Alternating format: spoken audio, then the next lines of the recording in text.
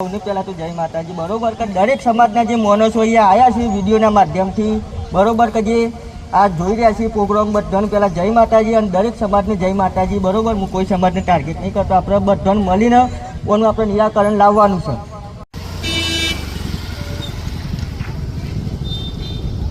બરોબર કે પહેલાં તો કે એ જ આજથી લઈને તો 15 વર્ષ પહેલાં જ્યાંથી હું નાનો હતો અહીંયાથી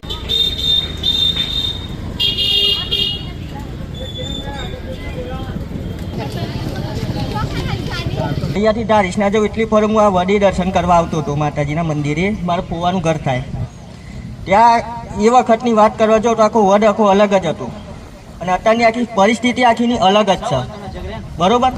તો આપણો અવાજ નહીં ઉઠાઈએ તો બીજું કોઈ ઉઠાવે નહીં. અને મને ગર્વ છે કે જ્યાં પબ્લિક જોઈ રહી છે બરોબર એટલી મારા માટે 1 લાખ ઉપર બરોબર છે. અને તમારા સપોર્ટથી જ આ બધું અમે આગળ કરી છે બરોબર. કે જે વિડીયોના માધ્યમથી જે આવ્યા છે લોકો એમને પહેલાં જય માતાજી. અને હા કે જેવો તમે સપોર્ટ આપ્યો છે અમે એવો અમને આપતા રહેજો કે જે આપણે જે મહાકાલી માનું જે વટ સુકાય છે દિવસે દિવસે એ સુકાય નહીં. અને હા કે મને એટલો ગર્વ છે કે મહાકાલીમાં કે ગઢ પાવાના ડુંગરાવાળી કારકામાં કે જે આ જે ખરું એ એનું જ છે બરોબર. કા જે વડલો ખરો એનો જ છે તો એનો એ વડલો સોય નહીં જાય. પણ આપણે દિલથી આપણે પ્રાર્થના પણ જરૂરથી કરતા જજો બધા જે આવ્યા છે ભાઈઓએ કે આ વડ સુકાય નહીં. અને જે કારણ કે આ વડ સુકાય છે બરોબર કે હું એક હિન્દુનો દીકરો છું બરોબર છે કે એવું નહીં કે કોઈ બી માતાજીનું કામ હોય તો આપણો કોન્ટેક્ટ નંબર આપેલો જ છે 9278555461. અડધી રાતે પણ તમે કોઈ બી મને ભાઈઓ મને કોન્ટેક્ટ કરી શકો છો બરોબર છે. અને કોઈ બી માતાજીનું કામ હોય આપણે સારું કામ હોય એ માટે આપણે આ બધું કરીએ છીએ તો આપણો અડધી રાતે કોઈ કોન્ટેક્ટ કરી શકો છો. આઈડીમાં આપણો નંબર આપેલો છે કોઈ બી જેને પ્રશ્ન હોય. અને હા કે આ વડલો ખરો બરોબર સુકાય છે તો કાયદેસર એની કાર્યવાહી અમે કરવામાં આવશે. શંકા અમે હિન્દુના દીકરા છીએ બરોબર છે, આપણે બધા ભાઈઓ છીએ બરોબર. તો આપણામાં લાગત છે આપણો બરોબર. તો મંદિરનું લાગતું દરેક કોમ હોયમાં આપણે પહેલાં આગળ જવું પડે. હા બોલ શું કેવું કે મંદિરમાં લાગતું હોય આપણે હિન્દુ ધર્મ છીએ તો આપણે દરેક કોમ આપણામાં લાગત છે. તો કે આ વડલો જો આગળ સુકાય છે તો એનું કાયદેસર આગળ કાર્યવાહી કરવામાં આવશે, આંદોલન કરવામાં આવશે બરોબર છે. વિડીયો જેને શેર કરવો હોય કરી શકે છે. જય માતાજી. એમને વાચન આપ્યું અને સરસ એમના મગજમાંથી દરેકના કાન સુધી પહોંચ્યા શબ્દો. તો એમનો સપોર્ટ કરી અમારો સપોર્ટ કરી કોઈ પણ જગ્યાએ ખોટા કાર્યો થતા હોય અને ખોટી પ્રશંસા દ્વારા કોઈને દબાણ થતા હોય કે કોઈ પણ એપ્લિકેશન દ્વારા કોઈના દબાણ થતા હોય તો અમારો કોન્ટેક્ટ કરવો જેથી અમે એના ન્યાયપૂર્વક દરેક વાત કરી શકશું. અને અડધી રાતે પણ જો સમાજ સેવા માટે અને દરેક સેવા માટે નીકળેલો માણસ અડધી રાતે ના ઉઠે તો એ સમાજ સેવક ના કહેવાય. જે અડધી રાતે ફોન જાય અને અમારા કરણસિંહ બાપુને જોઈ લો કે રાતે દહેગામાં રાતે આખી રાત જાગે છે અને ગૌ માતાની સેવા કરે છે. ગૌ હત્યા ના થાય. ઘણી ગાડીઓ એમને પકડેલી છે અને ઘણા એવા લોકો સામે એમનો વિરોધ પણ કરેલો છે. 3-4 વાર તો એમની આઈડી પણ ડિલીટ કરવામાં આવી છે.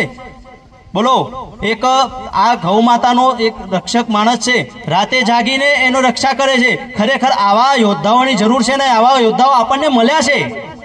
અને આ જે થઈ રહ્યું છે એના માટે પણ 2 શબ્દ કહું છું કે જે આ વડ છે આજની તારીખ 19/7/2026 ને રવિવાર 19/7/2026 ને રવિવારના દિવસથી 3 મહિનાની અંદર જો આ વડમાં કોઈ કાર્યવાહી હાથ ધરવામાં નહીં આવે અને જો આ વડ પાછું હરિયાળી નહીં પામે અને જો આમાં કોઈ ખોટું થશે અને કોઈ અધિકારી કે કોઈ આપણા વેપારી માણસો અને ટ્રસ્ટવાળા માણસો સાથે જો કોઈ અન્યાય થવામાં આવશે તો ખરેખર આ વડ માટે આજના હિન્દુ, આજના યુવાનો અને આજના દરેક શ્રદ્ધાળુઓ આ મંદિરના આંદોલન કરવામાં આવશે. શું તમે બધા આંદોલન કરવાનું થશે તો તૈયાર છો?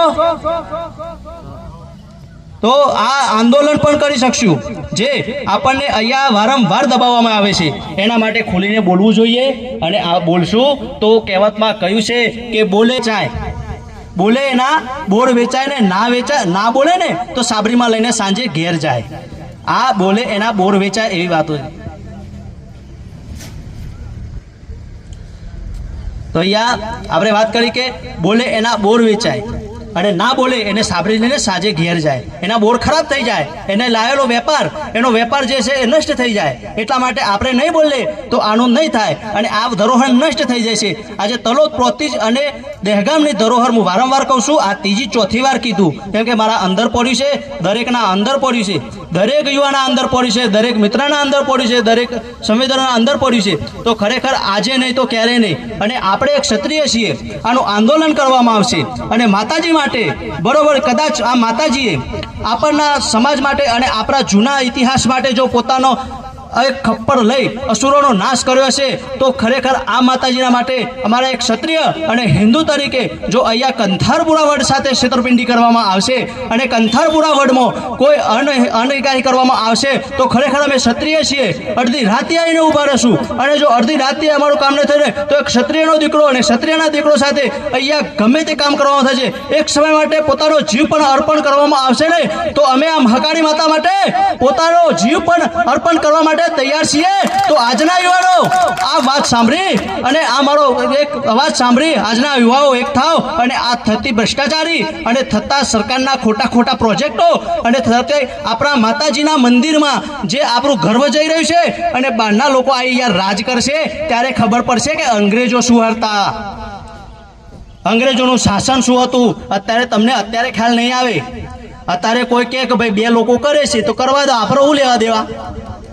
અત્યારે ઘણી જગ્યાએ જાણવા મળ્યું છે, ઘણી જગ્યાએ આંદોલન કર્યા છે, જઈએ એટલે બધા આવે પોતાનું કે ભાઈ પેલા કરીને જ્યાં તો કે એ લોકો કરી છે તો આપણે શું લેવા દેવા, એ કરી છે.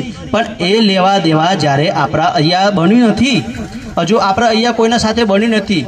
અત્યારે રાજસ્થાનમાં જુઓ કે આપણે જે આ વચ્ચે 13 વર્ષની બાળકી સાથે ખોટો અપરાધ થઈ ગયો, બરાબર, એના માટે કોઈ બોલ્યું નહીં અને એટલે થઈ ગયો, બરાબર. શ્રી ગંગાનગર, રાજસ્થાન શ્રી ગંગાનગર જે ખોટું થઈ ગયું દરેકને ખબર છે. અત્યારે હું અહીંયા બોલું ને તો મારા શબ્દો નથી એ બોલવા માટે, અને એના આપણે ક્ષત્રિયો એની ઇજ્જત કરવાવાળા છીએ, એવા શબ્દો અહીંયા બોલવામાં આવે નહીં. પણ ખરેખર જો અત્યારે આજે અહીંયા નહીં બોલે તો આપણા સાથે ખોટું થઈ જશે. એ દિવસે આપણા તાલુકા લોકોને ખબર પડશે કે આપણા સાથે ખોટું થઈ ગયું, આપણે વહેલા જાગવાનું હતું અને આપણે મોડા જાગ્યા. પણ હવે એ સમય નથી. આજનો યુવા, આજનો જાગૃત યુવા, ઘરે ઘરે જાગૃત યુવા બેઠો છે, શિક્ષિત યુવા બેઠો છે, પત્રકાર યુવા બેઠો છે. દરેકની વાત એક સોશિયલ મીડિયા દ્વારા અને દરેકને સંવેદન સાથે એક સોશિયલ મીડિયા, પત્રકાર, ટીવી સાથે દરેકના ઘેર સુધી પહોંચે અને દરેક એક થઈ જો કદાચ આનું આંદોલન કરવાનું થાય તો આંદોલન કરીને આ વડને બચાવવાની જવાબદારી આપણે લેશું.